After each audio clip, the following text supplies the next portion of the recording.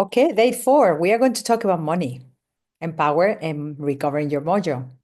Because by the time you get to day 4, you have upgraded your identity. You have learned to set boundaries, to say no, to change your mind. You have discovered your passions and your purpose, and now you are aligned to make those confident decision making. So money is pretty much a consequence of that, a side effect. It flows from that.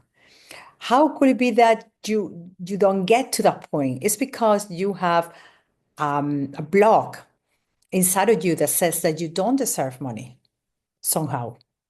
Why not? Why not? You don't feel deserving of money?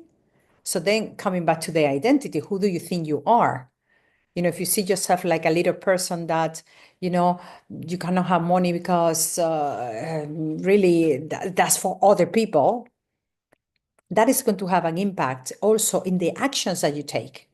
Because in order to have money, you need to have a product or service. And if you are in a career, you are the product because you are selling your expertise. But if you're an entrepreneur, you need to have a product or service. You need to offer it. You need to sell. You need to follow up. You need to invoice. You need to collect the money. All those things there will be things that we will touch because they are fundamental. You need to have discovery calls. You need to qualify your clients so you don't waste like a whole year on somebody who had no intention to buy from you.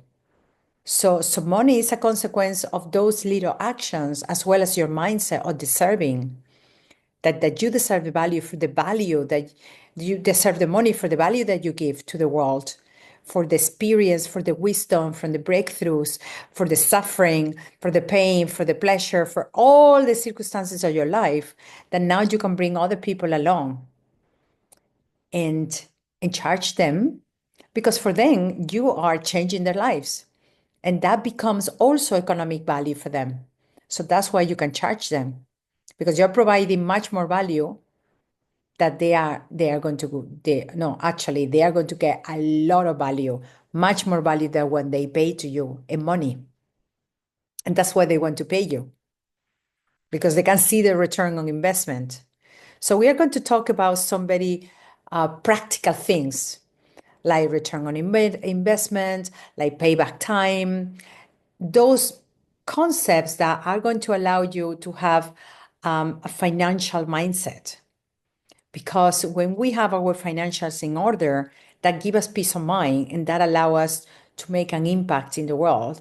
And that also feeds our mojo. It feeds our zest for life because we feel that peace inside that we are supported by money. So let's talk about it.